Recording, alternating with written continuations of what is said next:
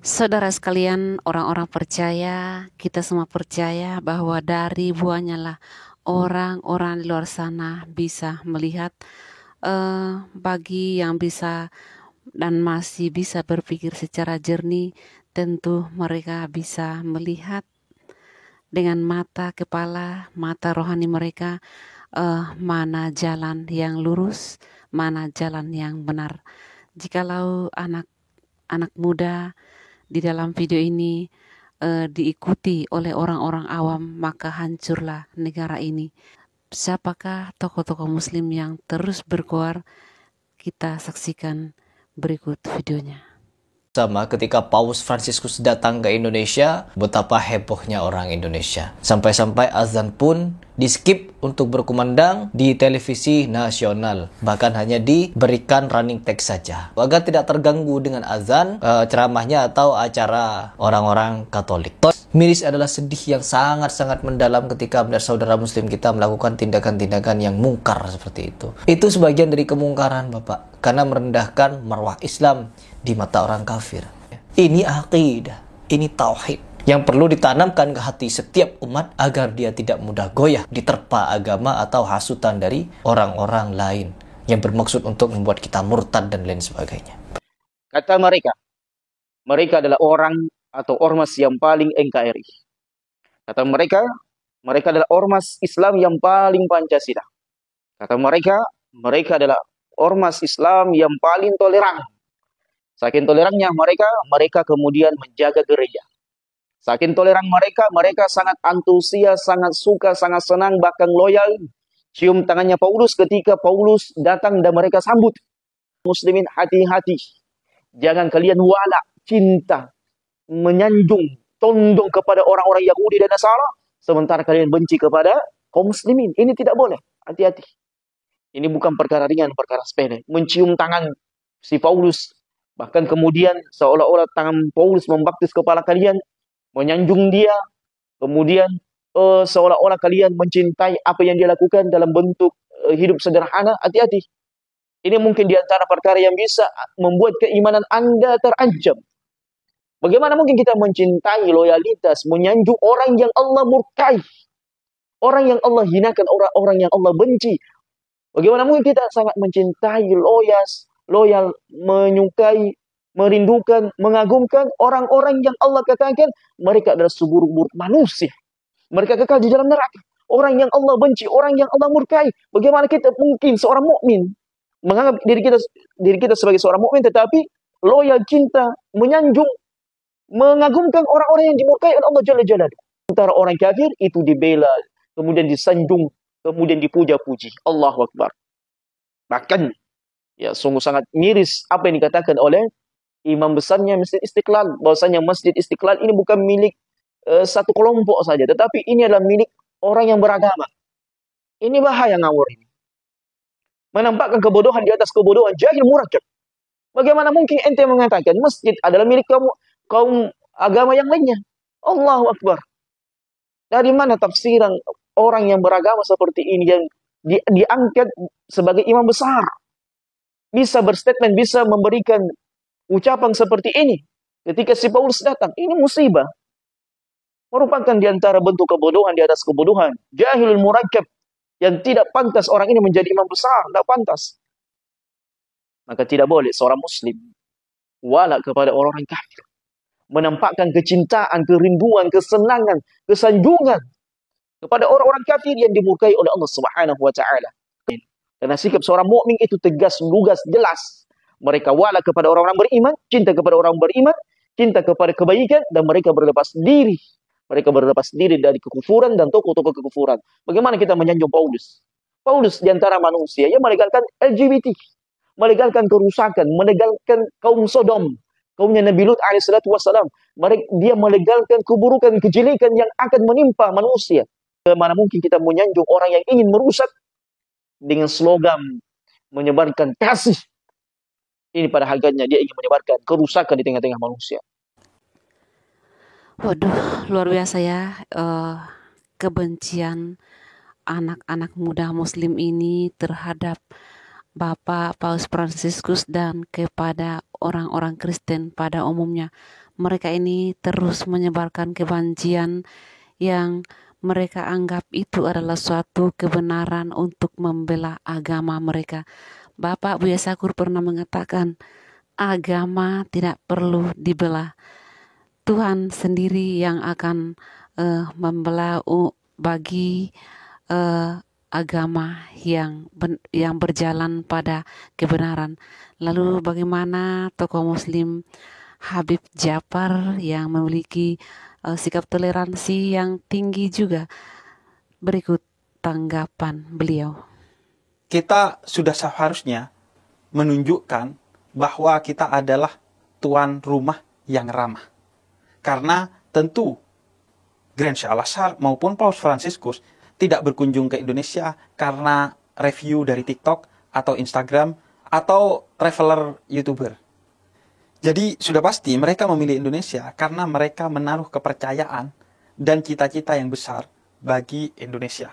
Karena itu, kita harus mengawali dengan memberikan sambutan yang positif dan monumental kepada tamu-tamu yang datang kepada kita, tidak terkecuali kepada Paus Fransiskus yang sedang berkunjung ke Indonesia. Dan memang, sebagai orang Indonesia kita dikenal sebagai orang-orang yang ramah kepada tamu, dan sebagai seorang Muslim yang menjadi komunitas paling banyak di Indonesia, kita diajarkan oleh Nabi Muhammad dalam salah satu sabdanya yang diriwayatkan oleh Imam Bukhari dan Muslim, "Man amana billah wal yaumil akhir falyukrim dhaifahu." Dengan tegas Nabi katakan, siapa yang menyebut dirinya beriman kepada Allah dan hari akhir, maka tidak ada lain kecuali dia harus memuliakan tamunya. Terlebih tamunya adalah sosok mulia dalam tradisi Katolik seperti Paus Fransiskus. Dan kita juga diajarkan oleh Nabi Muhammad untuk mengambil pelajaran atau hikmah dari manapun kita menemuinya. Karena setiap hikmah yang ada, dimanapun kita menemuinya termasuk dari kalangan non-muslim. Sebab hikmah, kata Nabi Muhammad, adalah harta karunia umat Islam. Dimanapun kita menemuinya, termasuk dari non-muslim, atau bahkan dari orang yang tidak beragama, maupun yang benci terhadap agama Islam sekalipun, kita diajarkan untuk mengambil pelajaran sekecil apapun yang muncul dari mereka, karena itu adalah harta karun kita. Termasuk tentunya dari sosok mulia dalam tradisi Katolik bernama Paus Fransiskus. Ada beberapa pelajaran yang bisa kita ambil dari sosok Paus Fransiskus yang linier dan selaras dengan nilai-nilai yang diajarkan dalam Islam. Yang pertama adalah bagaimana seorang paus memberikan kepercayaan dan keyakinan yang besar terhadap orang-orang Indonesia. Sehingga beliau memilih untuk tinggal bukan di hotel mewah dengan penjagaan yang super ketat dan super aman, melainkan di Kedutaan Besar Tahta Suci Vatikan.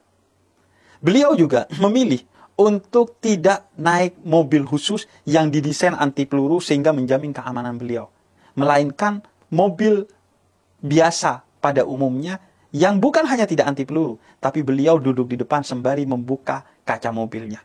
Seolah-olah beliau ingin mengatakan kepada dunia bahwa Indonesia adalah negara yang patut kita percaya.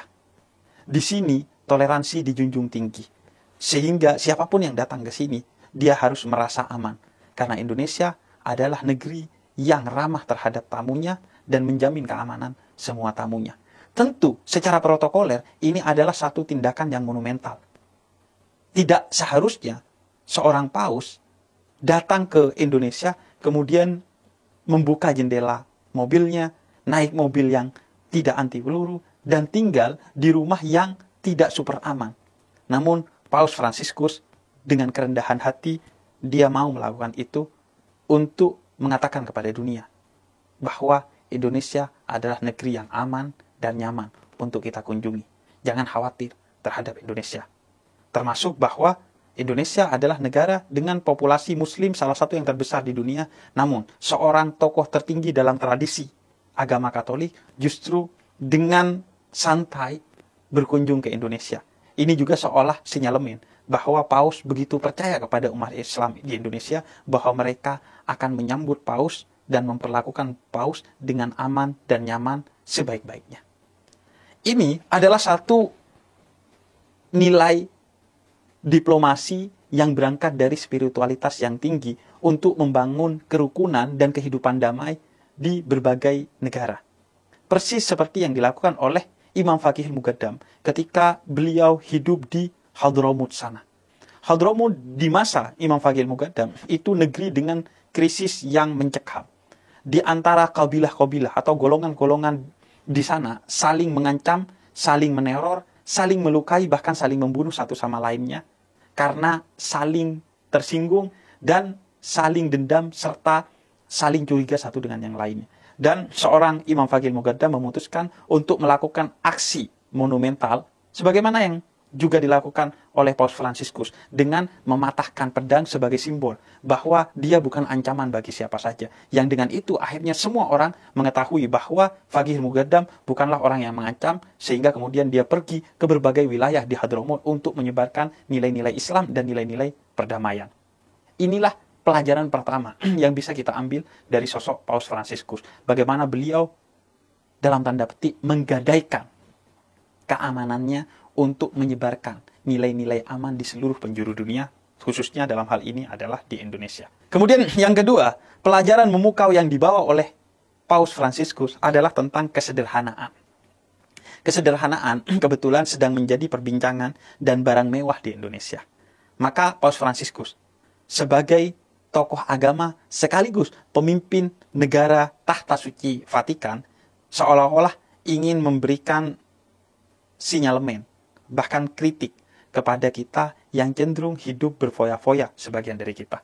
Baik itu tokoh-tokoh politik, termasuk tokoh-tokoh agama, apapun agamanya, dan kita anak muda yang seringkali hidup dalam hedonisme dan mempertontonkan hedonisme itu di media sosial sehingga menimbulkan kecemburuan sosial, sakit hati massal, hingga meningkatnya kriminalitas lantaran setiap hari orang dipertontonkan hedonisme oleh kita di media sosial yang bahkan berangkat dari kebohongan.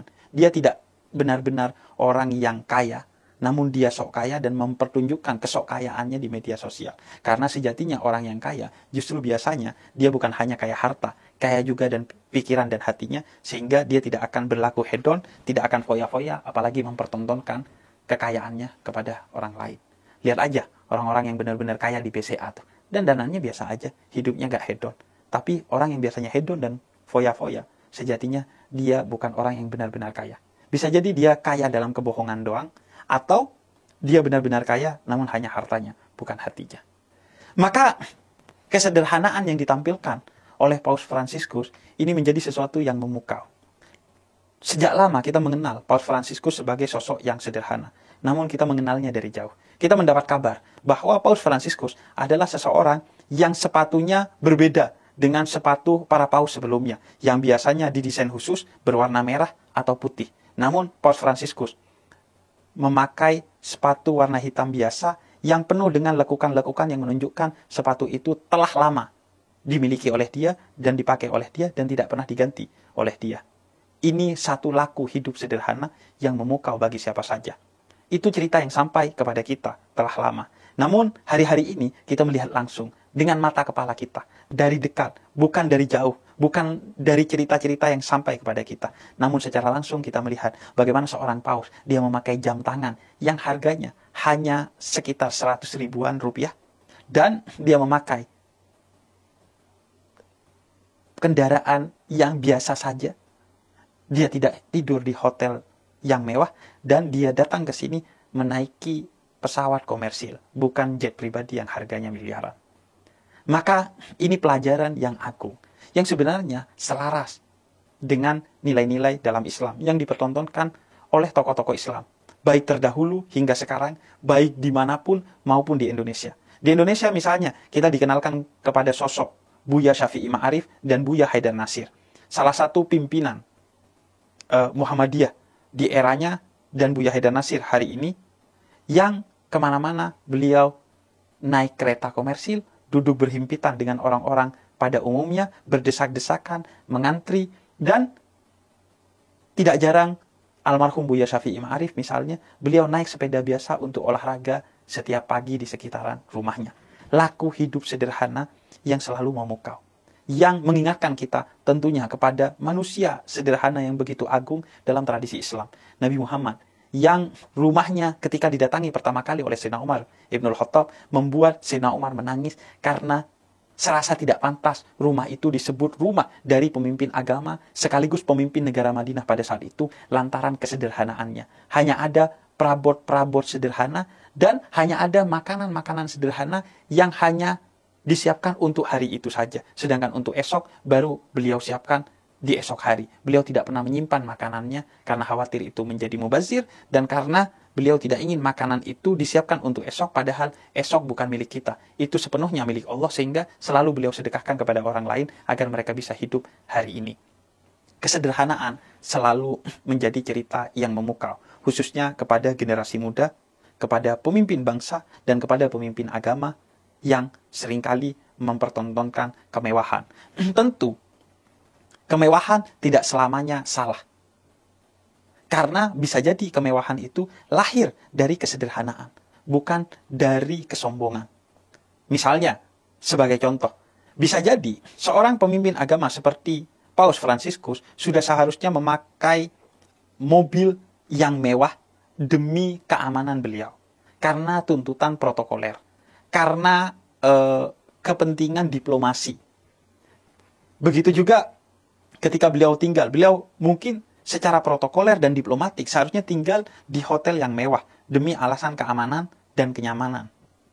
Oleh karena itu, kemewahan tidak selamanya berarti laku hidup yang lahir dari kesombongan. Namun ia bisa jadi laku hidup yang lahir dari kesederhanaan, namun ia mau tidak mau harus melakukan laku hidup yang mewah itu demi kepentingan-kepentingan yang juga harus diperjuangkan oleh beliau. Oleh karena itu, dalam tradisi agama apapun, ia selalu memiliki nilai tentang kesederhanaan. Sebagaimana yang dipertontonkan oleh Paus Fransiskus, atau dalam Islam dikenal dengan nilai atau ajaran zuhud. Yang artinya, boleh kita hidup dengan dunia, bahkan kita tidak bisa hidup tanpa dunia, namun biarkan dunia itu ada di tangan kita, jangan sampai ia masuk ke hati kita. Karena itu kesederhanaan, itu utamanya dan pondasinya adalah soal keadaan hati, bukan laku dari sikap di luar diri. Karena itu, ketika seseorang disebut sebagai pribadi yang sederhana, maka yang pertama dan utama adalah dia memiliki komitmen hati untuk menjadi pribadi yang sederhana. Sehingga kemudian komitmen ini akan melahirkan laku-laku yang memukau dari kesederhanaan kondisi hati ini. Oleh karena itu, misalnya ada seorang spiritualis muslim yang dikenal tampak luar sebagai sosok yang mewah. Namun ketika seorang muridnya ditanyakan, kenapa engkau mau berguru kepada ia yang lakunya begitu bermewah-mewahan? Murid itu bercerita bahwa gurunya hanya di luar saja. Dia menampilkan kemewahan karena ia ingin agama yang menempel kepada dirinya dilihat sebagai sesuatu yang berwibawa di mata orang-orang yang terpukau kepada tampilan luar. Namun sejatinya di dalam rumah, dalam kesendiriannya, aku menyaksikan ia merupakan sosok yang sederhana, yang kesederhanaan itu sebagai laku yang muncul dari komitmen hati yang sangat sederhana. Apa yang dia tampilkan di luar itu sama sekali tidak pernah mengganggu kondisi hatinya yang telah berkomitmen untuk menjadi orang yang sederhana. Karena itu utamanya, sederhana itu laku hati, bukan laku tubuh. Justru jika seseorang menampilkan dirinya secara sederhana, tapi tidak berangkat dari laku hati, maka kesederhanaan itu bukan satu nilai yang positif, namun jebakan yang negatif. Karena itu namanya pencitraan, bukan keteladanan. Dan karena itu, apa yang dipertontonkan oleh sosok-sosok besar dan memukau dalam tradisi agama apapun, itu adalah kesederhanaan yang berangkat dan berpondasikan pada nilai-nilai dalam hatinya. Bukan hanya soal urusan luarannya. Dan bisa jadi seseorang yang luarannya dia tidak sederhana, namun sebenarnya itu berangkat justru dari hati yang sederhana, namun tidak terpancar itu di aspek luar orang tersebut lantaran tuntutan-tuntutan keamanan, kenyamanan, kewibawaan, dan lain sebagainya. Namun ketika Paus Fransiskus datang ke Indonesia dengan bukan hanya komitmen hati yang sederhana, tapi mempertontonkan laku yang sederhana, sebenarnya beliau ingin memberikan pelajaran kepada kita. Pelajaran tentang pentingnya hidup sederhana, dan yang kedua tentang kritik kepada orang-orang yang menjadikan kesederhanaan bukan laku pada dirinya di tengah dunia yang sedang terancam oleh berbagai krisis, termasuk krisis ekonomi yang tidak sepatutnya kita mempertontonkan kemewahan. Kemudian nilai yang bisa kita ambil juga dari kunjungan Paus Fransiskus ke Indonesia adalah bagaimana Paus Fransiskus dikenal sebagai sosok yang tidak memiliki kecenderungan dendam dan selalu memaafkan. Beliau di salah satu Kamis Putih sebelum Jumat Agung pernah membasuh dan mencium kaki 12 narapidana di salah satu penjara di Roma, yang di antara narapidana itu adalah beberapa orang Muslim, sebagai simbol bahwa beliau mengajarkan tentang ketiadaan dendam dan pemaafan kepada siapa saja yang telah berlaku salah, hilaf, dan dosa, baik kepada kita maupun kepada alam dan utamanya kepada Tuhan. Ini sesuatu yang penting dalam tradisi semua agama termasuk Islam. Bahkan dalam Islam ia dinilai sebagai salah satu puncak dari ketakwaan. Sehingga dikatakan dalam surat Ali Imran ketika bercerita tentang apa tolak ukur ketakwaan, difirmankan bahwa tolak ukurnya adalah 3. Yang pertama, tidak marah kepada orang yang membuat kita marah. Dan yang kedua, memaafkan orang yang membuat kita marah. Dan yang ketiga, bersedekah, memberikan, membalas dengan kebaikan orang yang bikin kita marah. Karena itu kita melihat bagaimana Nabi Muhammad misalnya ketika beliau diusir dari Mekah, bahkan hendak dibunuh oleh orang-orang musyrik di Mekah, dan ketika beliau kembali ke Mekah dalam Fathu Mekah, pembukaan kota Mekah, orang-orang yang dulu mengusir dan mau membunuh Nabi Muhammad berkata bahwa hada yaumul malhamah, ini pasti adalah hari balas dendamnya Muhammad yang dulu kita usir. Namun Nabi katakan kepada mereka, la, tidak, hada yaumul marhamah. Ini adalah hari kasih sayang. Kalian yang dulu mau membunuhku, kalian yang dulu mengejekku, kalian yang dulu merendahkanku, kalian yang dulu mendiskriminasiku, tidak ada dendam sedikit pun dariku kepadamu dan aku telah memaafkan kalian. Maka mari kita hidup bersama saat ini dalam kedamaian, dalam persaudaraan. Dan pelajaran yang juga bisa kita ambil dari kunjungan Paus Fransiskus ke Indonesia adalah beliau sosok paus pertama dari non-Eropa. Beliau adalah orang Argentina. Dan beliau datang dari latar belakang orang-orang yang terpinggirkan. Dari negara yang bukan utama dalam tradisi kepausan. Karena biasanya paus itu datang dari orang-orang Eropa. Beliau lahir dari kondisi terpinggirkan. Beliau lahir dari tangisan orang-orang yang terpinggirkan. Beliau lahir dari suasana yang tidak ideal. Karena itu, beliau adalah sosok paus yang kerap kali memilih negara-negara yang terpinggirkan untuk dikunjungi. Beliau misalnya mengunjungi negara terjajah bernama Palestina. Beliau mengunjungi negara terinvasi bernama Irak. Beliau mengunjungi negara termiskin bernama Sudan Selatan dan beberapa negara lainnya. Beliau selalu mengunjungi negara dan orang-orang yang terpinggirkan. Karena sejatinya beliau lahir dari sana, dan tradisi Katolik serta Islam dan agama-agama lainnya adalah tradisi keberpihakan kepada orang-orang yang terpinggirkan. Bahkan dalam Islam, orang yang terpinggirkan itu mendapatkan istilah khusus yang disebut sebagai mustad'afin, yaitu orang-orang yang termarginalkan, terpinggirkan. Dikatakan dalam beberapa riwayat dari Nabi Muhammad, bahkan yang bersumber dari Allah dalam hadis kursi, mereka yang terpinggirkan itu sesungguhnya Tuhan berada bersama mereka. Mereka yang terpinggirkan karena rasa sakit, mereka yang terpinggirkan karena rasa lapar, mereka yang terpinggirkan karena rasa haus, Allah katakan aku bersama mereka. Maka siapa yang bersama mereka? Sesungguhnya mereka bersamaku. Bahkan dalam riwayat yang lain Nabi katakan, cintailah semua orang yang ada di muka bumi ini, maka engkau akan dicintai oleh Tuhan dan seluruh penghuni langit. Keberpihakan kepada orang-orang yang terpinggirkan adalah pendekatan kita kepada Tuhan. Karena Tuhan bersemayam bersama orang-orang yang terpinggirkan. Ketuhanan di antara pondasinya adalah kemanusiaan. Sehingga kata Habib Ali Al-Jufri, al-insaniyah qabla at-tadayyun. Kemanusiaan itu sebelum keberagamaan. Karena sejatinya pondasi agama di antaranya adalah kemanusiaan. Dan tujuan dari agama di antaranya adalah mendidik kita untuk menjadi manusia yang sejati, yang berperi kemanusiaan, yang cinta kepada perdamaian, yang menjunjung tinggi toleransi dan moderasi di intra maupun antar umat beragama. Karena itu menarik seorang paus yang mengunjungi orang-orang yang terpinggirkan. Beliau tidak menjadikan kunjungannya sebagai kunjungan-kunjungan seremonial yang penuh dengan sorotan lampu dan gegap gempita. Beliau naik mobil biasa, tinggal di rumah biasa, memakai arloji yang biasa, memakai segala sesuatu yang biasa-biasa saja, pesawat komersil seperti umumnya orang-orang. Beliau ingin menjadi orang biasa yang menebarkan nilai-nilai yang luar biasa dan mengangkat derajat orang-orang yang terpinggirkan.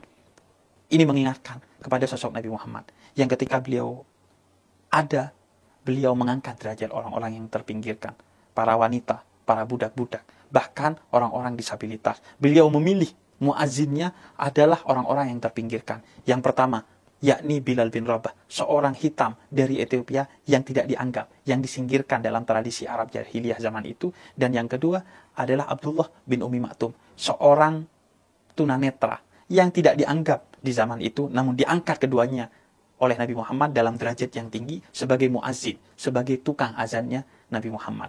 Maka semua agama mengajarkan keberpihakan kepada orang-orang yang terpinggirkan. Karena mereka telah dipinggirkan oleh makhluk-makhluk Tuhan yang kejam dan tidak bertanggung jawab, maka kita yang mengaku hamba Tuhan yang baik, tentu kita akan berpihak bersama Tuhan kepada orang-orang yang terpinggirkan tersebut. Dan itulah yang dipertontonkan oleh Paus Fransiskus. Beliau yang kemana-mana selalu disorot, memilih untuk pergi ke tempat-tempat yang justru tidak pernah disorot. Karena biasanya cahaya lampu, dia menyorot sesuatu yang megah untuk minimal mempertonton kemegahannya atau maksimal menyombongkan kemegahannya. Tidak ada sorot lampu yang disorotkan kepada tempat-tempat yang kumuh, yang terpinggirkan, yang terzalimi. Bahkan cenderung sorot lampu itu dihindarkan dari tempat-tempat yang terpinggirkan. Sorot kamera cenderung dihindarkan dari tempat-tempat yang terpinggirkan. Kalau bisa, tempat-tempat yang terpinggirkan dan orang-orang yang terpinggirkan itu tidak pernah terekspos oleh media, tidak pernah tersorot oleh lampu, tidak pernah tersorot oleh kamera. Biarkan mereka tidak mengotori lensa kamera kita, tidak mengganggu sorotan lampu kita. Namun, Paus Fransiskus, ia memilih untuk menjadi lilin bagi orang-orang yang terpinggirkan.